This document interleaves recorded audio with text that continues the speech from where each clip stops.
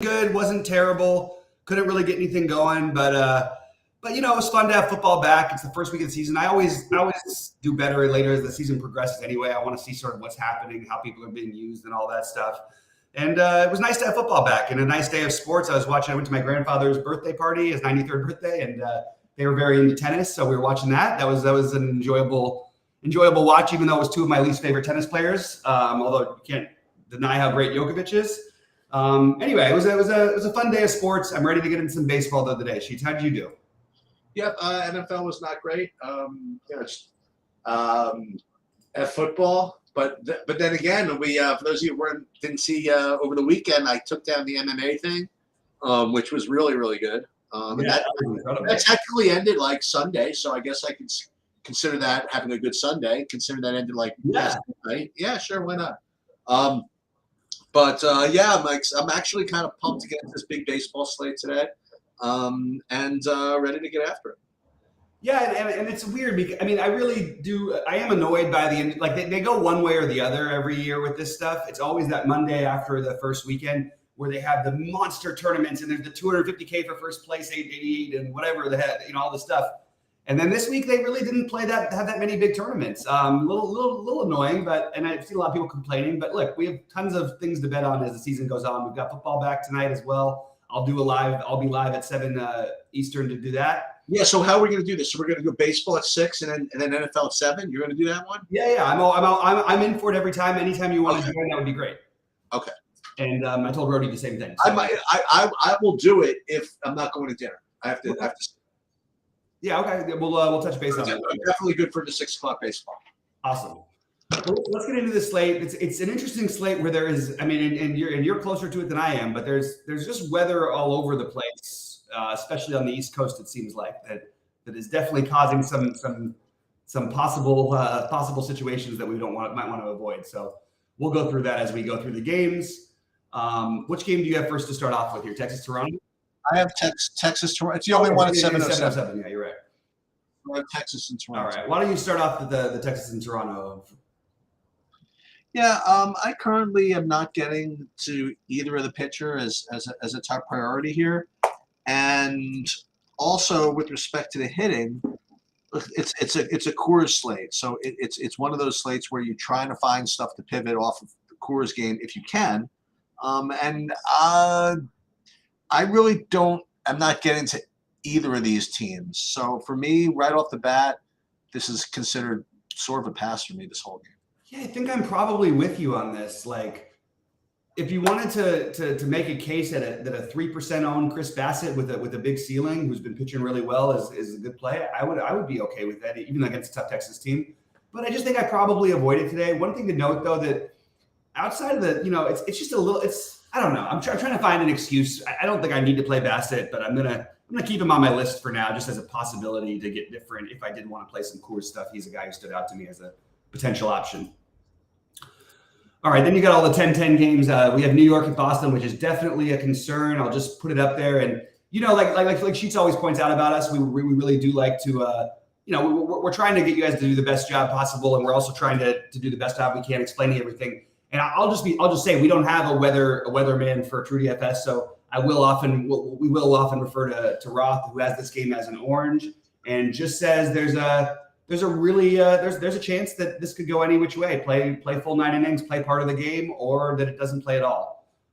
So just keep that in mind. Assuming the game does play, Sheets, what would you be doing here?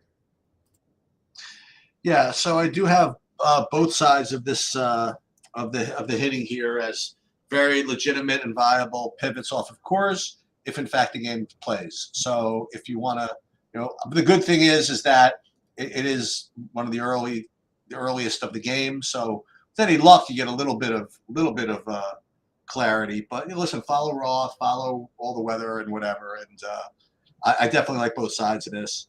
And also, now this is not the greatest take in the world because it's only like my 9th favorite pitcher.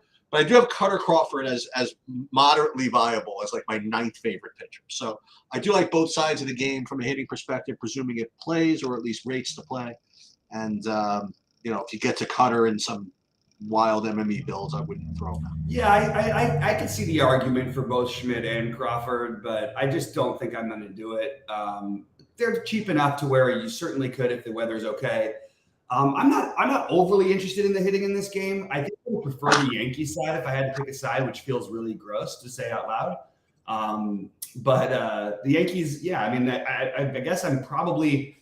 I'd be okay if this game doesn't play, or if it's really questionable. I'm okay with passing. I don't think I'm missing out on anything tremendous. But like you said, both options, both offenses certainly in play if the game's a go. I just need it to be fully a go because I don't like the offenses enough to where I want to try to force it. All right, Mets and Arizona.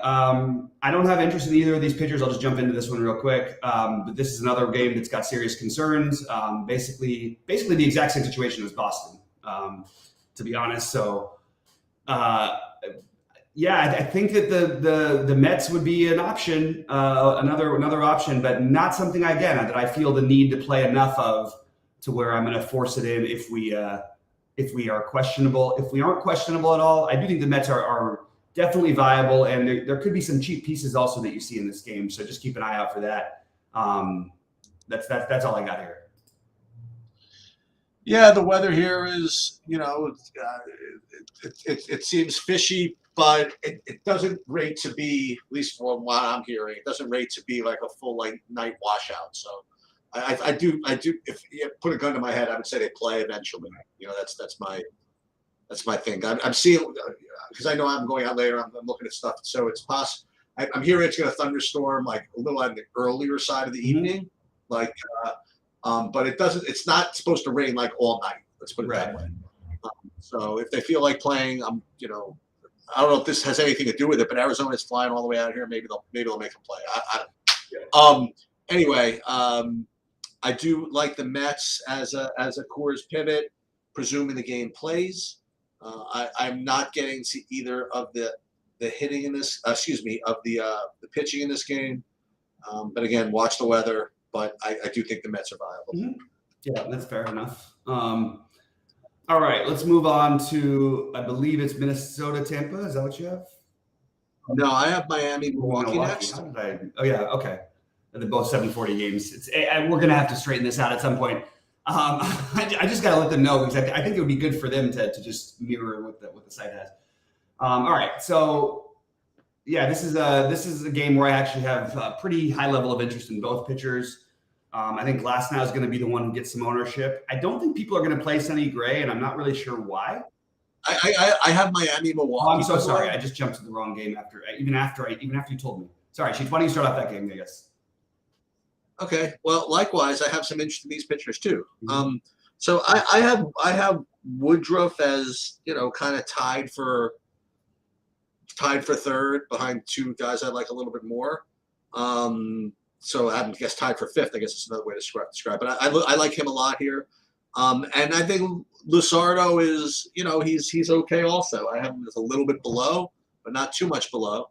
So yeah, both pitchers and neither are hitting as far as I'm concerned. Yeah, I'm with you. I think both pitchers are fine, and I realistically like Luzardo, and I like Luzardo fine. I like Woodruff, but it's just going to be a matter of how he's there to fit in with some of the bats you want. And I do have Woodruff rated as one of the top plays, if not potentially the top play. So yeah, I'm same page here. And I already led into the next game that I feel the exact same way. Basically, Minnesota and Tampa. I think Sonny Gray is a really good play at low ownership here. And both Luzardo shouldn't be especially low owned. They're in similar price range. So I actually think that's an interesting build. If you did Gray and Luzardo as opposed to like Woodruff and Glasnow. I don't think I think the upside is similar. The matchups are fairly similar. And you can definitely get off the ownership from the other guys. And you know, it leaves you a little extra room to spend on that. So I'm definitely on board with taking some shots like that. I think that makes a lot of sense to me. So I'm gonna be on Gray, and but I do like Glasnow, Woodruff, Luzardo. That's like my pitching core right now. Are those four?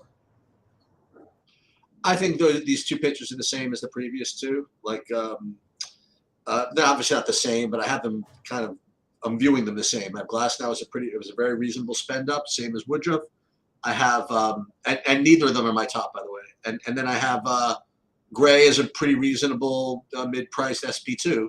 And it's probably not my favorite as well. But they're definitely part of my core, I guess, group of 8 or 9 pitchers. I'm not getting to any of the hitting here, so I guess we're pretty much on the same page. Maybe you like these guys a little more than I do. I don't know. We'll see. One thing I just want to point out about Glass now is he just had a ridiculous game his last time out against Boston. He struck out 14 in 6 innings, 41 fantasy points. It's like crazy. They're not going to overextend him right now, like at all, just because they're trying to catch first. But I just have the feeling like I just don't think we're seeing. Maybe I'm wrong about this. Maybe, you know what? Let me take that back. I'm not going to say they're not going to let him throw 110 pitches. I just have that feeling, which makes his price feel uncomfortable. But I don't know that I can actually feel certain of it. So I want to take that back, actually. All right, KC Chicago. Start us off here. This is another one of the weather games. Yeah, presuming this plays, I definitely feel like these guys pitch against each other every day. I feel these guys play each other every day, and I think the analysis is the same every day. I think that both pitchers are cheap given the matchup. I think both pitchers have upside, and I think that both hitting teams have upside against both pitchers. I'm seeing Cease project extremely well though, which means I guess he's going to be the popular of the foursome, so to speak. So he does look pretty good, but I have to say, I played enough of him this year. Guys struggles, man. I don't know what else to say. Nonetheless, he does look all right, but I wouldn't mind taking some shots in Kansas City if, in fact, Cease does, in fact, end up being popular. I just go ahead and just pivot to the other side and just play Singer. Nobody plays him, ever. So I think I prefer him, actually, to Cease, given the ownership, given everything else. So that's what I like. I think both pitchers are viable. Singer, I don't have him projecting well at all, so I guess no one will play him again. And I've just seen Cease struggle, man. I don't know what else to say. Cease is going to project to be a good SP2. He's probably going to be popular. I'll probably end up playing some Kansas City out of spite. Yeah. I think that I can totally get behind the Kansas City to get different thing. It is a big slate, but Cease, when he's off, just gets crushed. And he hasn't been right all year long, and it's strange to me it would feel strange for me to play him at 25% when I just mentioned 2 guys who I like at least as much as him tonight in Gray and Lazardo, and they're going to be 150 ownership. I think that's what I would rather do. I don't mind if you want to take a shot with Singer. Again, just a little concerned about the weather, but it definitely both plays definitely seem viable to me. It's not especially warm in Chicago. It's 66 degrees. A little bit of wind blowing out to right center, but nothing especially great hitting wise. So I'm probably most likely I end up just off this game. But I'm definitely haven't crossed it off, but I'm open to crossing it off. I feel like I've played Cease a bunch, and it's been a bad year for that for me. He's been really bad, but in the past he was the guy I used to play at no ownership who just would crush. Well, anyway, we can move on to Houston and Oakland. Yep. Yeah, why not? Yeah, both sides of Houston look good to me. Valdez alongside of Glasnow and Woodruff, I think, is a perfectly reasonable spend-up option. He could get 40 here on a good day, and I think his floor is a little bit better than the other two. So I like him, and I also like the Houston side as a pretty obvious pivot off of Coors as well. So I do like Houston, and I like Valdez. Yeah, I definitely get behind the Houston thing. I don't know. It's interesting. I'm just curious. I'm just interested to see where the ownership ends up because like you mentioned, it is a Coors slate. We have the Dodgers later. I wonder where Houston ends up ownership-wise on this slate. And right now, showing almost no ownership with a really nice total. Seems like a good spot. That's they're in sort of they've been hot and they're in must-win mode basically the rest of the year. So I'm behind the Valdez and Houston thing. This is the first offense that I've liked on this slate so far. But I really like the Houston thing, and especially if you show me that ownership. Partly maybe because they're pretty expensive. Maybe it's hard to get them in. But I will try to find ways. They're one of the 3 stacks that I like the most. All right, next up we have Chicago and Colorado. All right, Sheets, Coors game, take it away. the Cubs project to be the best stack on the slate, whether it be from raw points perspective or a value perspective, and they're going to be owned quite heavily on a very, very big slate. So if you were going to play them, I would not pair them with the chalkier pitchers, and it's just a question of how you want to attack it. I usually just don't play them. And as you have told me many times, I mean, Freeland he hasn't survived there as long as he has without having tricks of how to limit stuff. Now every once in a while he'll throw up a bad one just like everybody else who pitches in chorus. But whenever you take these teams against Freeland or even Gomber to some degree, it's not so easy to just put up 15 runs. It doesn't work that way. And quite honestly, if the Cubs don't put up 10 runs at their ownership, they bust, sort of. You know what I mean? Like, so. I mean, it depends on how they score runs. Like we say that, if they have 4 home runs and they score 5 runs, they'll be okay. But you know what I mean? I hear you. Yeah. I think this league's big enough that's not even going to be enough. So. Anyway, I'll probably end up fading them, and they obviously look like a good play though. And I'm not getting to any of the pitching, and I'm not getting to any Colorado. I figured I should mention that as well.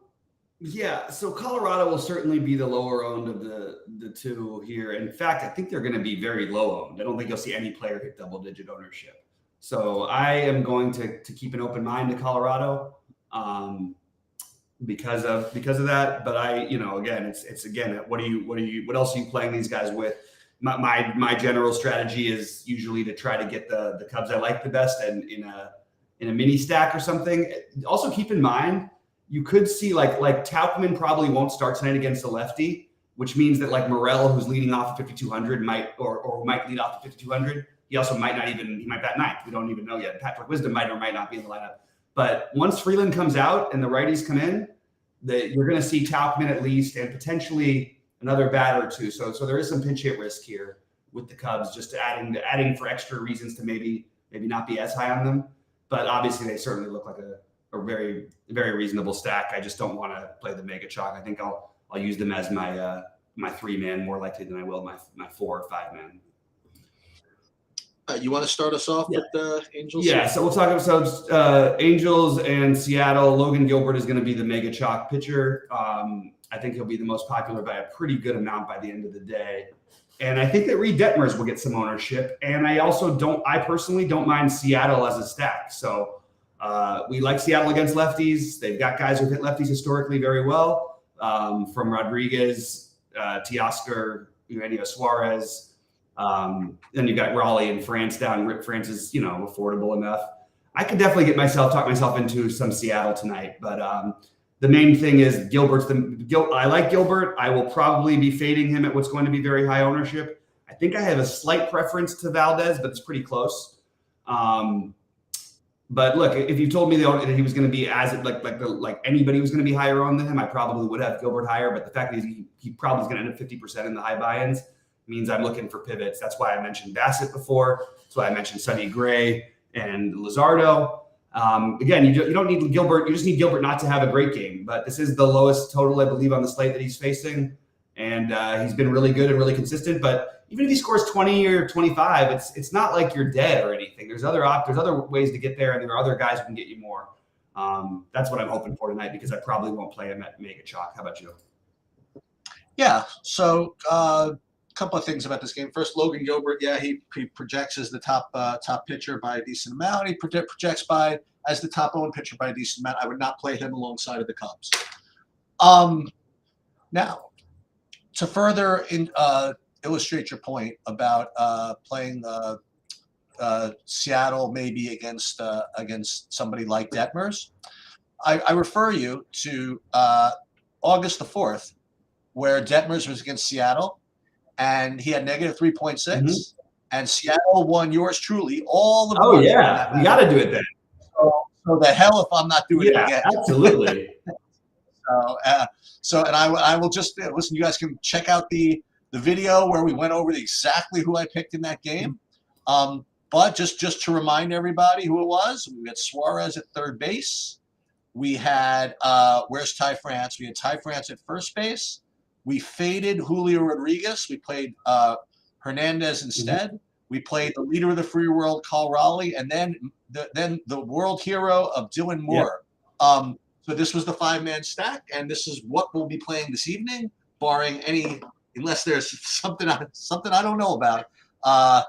They're not going to project as well as some of these others, and no, just because I won with them before is not a reason to play them, but I'm doing it anyway.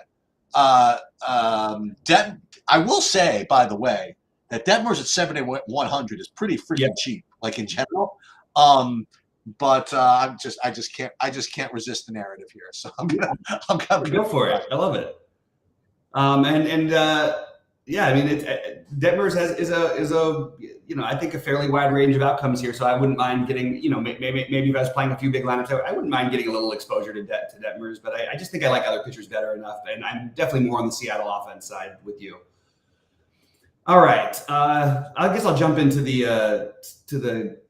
we have San Francisco, right? Yeah, San Francisco and Cleveland. So, as I mentioned while I was at the Alex Cobb game, that my prediction was that he ends up pitching a total. I said he pitched 9 innings tonight. I don't think he'll pitch 9 innings the rest of the season combined. He pitched 3 innings in the only start he's made since that game, and that game was now. Oh my God! What a surprise! And he lost that game. Oh my God! Coming off of the ceiling performance, it's almost as if that happened. Well, he threw. Look how many pitches he threw. He threw what 131. Exactly. That's what season high, like 30 pitches. Yeah, so they were letting him. I mean, that was just letting him go till and I actually enjoyed that they let him go. There is no way I'm going to play Alex Cobb the rest of the year. I don't know how much they're going to let him go. Maybe there'll be a matchup. I shouldn't say that because maybe he'll be like 5,500 and he, after coming off of back-to-back quality starts or something, maybe I'd consider it or something. I don't know, but it would take a lot. I do, however, have a little bit of interest in San Francisco and a little bit of interest on the flip side of Gavin Williams. I feel like I can make a case for both of them, but probably not enough to where I end up playing them. It just occurred to me earlier.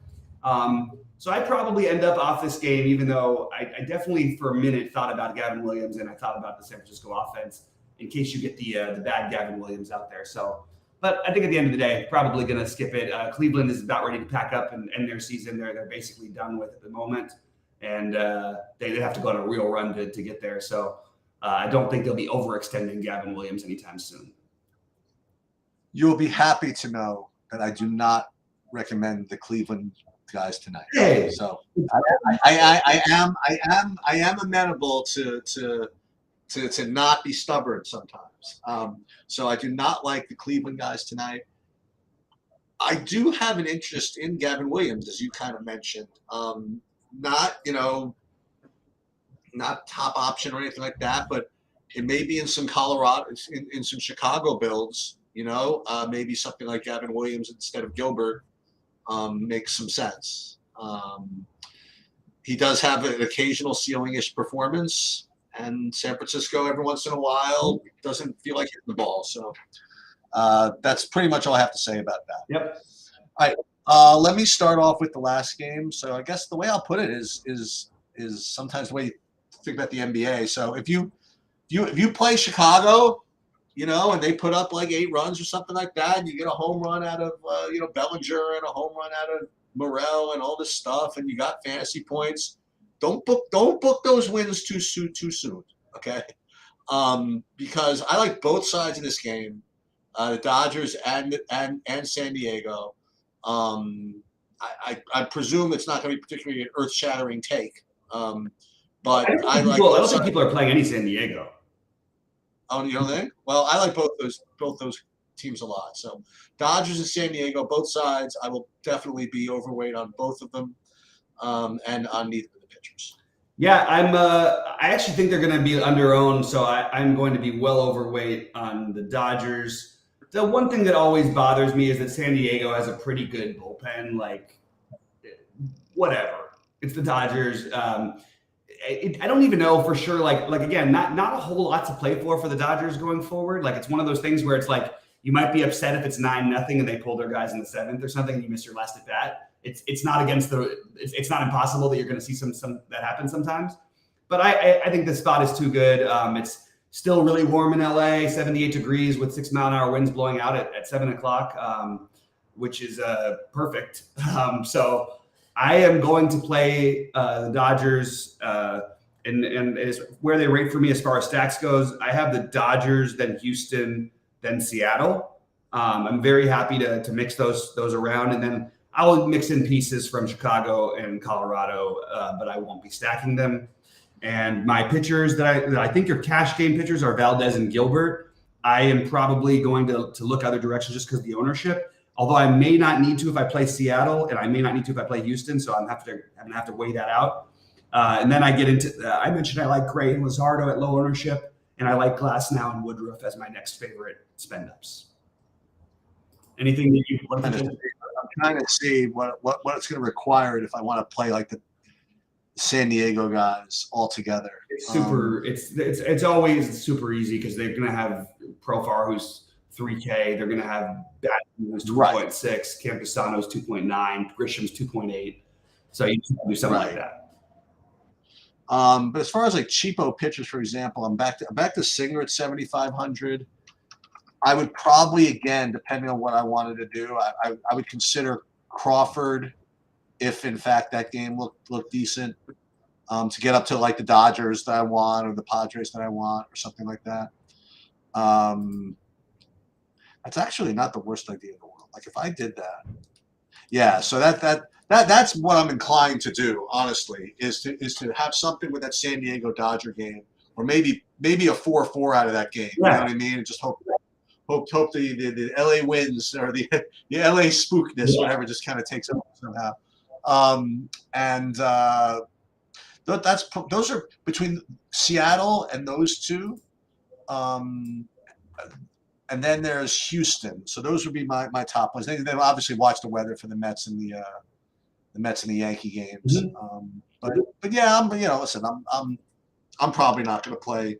I'm probably not going to play Chicago. It's just too chalky for me. I just don't even think that I can create pitching to go with them that I want. So I don't know. The problem in general on big slates when you get different with pitching, even, I just want to always make this point about the Coors League. Yeah. Even if you get different with pitching, it doesn't really matter because your pitchers' outcomes are in such a similar range of scoring. True. And it doesn't matter unless you hit the ultimate upside. That's why I've never been a big fan of using like the weird other guys who are 5,700, like the Cutter Crawford, who's really only going to get me 20. Because that's what it will do is it'll differentiate your lineup. But I don't know that it'll make enough of a difference. I don't know. That's just the way that I was trying. Well, I will say, first of all, let's call it what it is. I know he's great, whatever it is, and it's Colorado, and Cody Bellinger's 6,800. I mean, it's not like it's so easy to play these guys. Right. No, it is difficult, and also it's a lefty in that situation. Even though he's fine against lefties, it's just it gets a little weird. Then you factor in the potential pinch hit risk for potentially Morel or something. You know what I mean? And all of a sudden, it's like a little bit. It gets easier to talk yourself out of it, even though it's honestly a great. Horner 6,100. Which one is 6,100? Horner is 6,100, for example. I mean, look, Gomes. I mean, yeah, let's do that at 37. But like, I can't do the Horner thing against a lefty, which no, right? his like value is his stolen base upside. He has no power. It's not like he gets a boost from Colorado. Like no power. He's hit like 2 home runs this year, and he's got 6,100. I just don't think I could pay 6,100 for a guy for stolen bases. Well, you do this, and then pick your favorite. You do this, and then that is still too chalky? Like playing no. I mean, you do this, and then you can play those, the pitchers we talked about. Yeah, if you want it. Yeah. I actually think that's totally viable. All right, guys. Well, we will be live with you at 6 Eastern. We appreciate you guys tuning in. Again, also going to be live. I'll be live, and we'll see about Sheets 7 Eastern for the.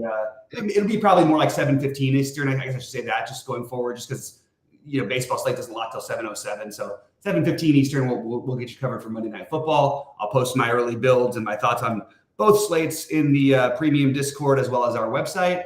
And if you guys haven't checked out the site at all yet, I suggest you do. And please give us a like in the video. Sheets, anything else before we get out of here? Yeah, Bobby, do you think it's worth it to do a preview of the showdown or not We really? could do it. Let's test it out. Why don't we can do it right now. Why don't we test it out? See how it goes. Okay. Mostly, I think we're probably going to just commit to the live, but we'll try it out. All right, I got some time. Okay. All right. Good luck.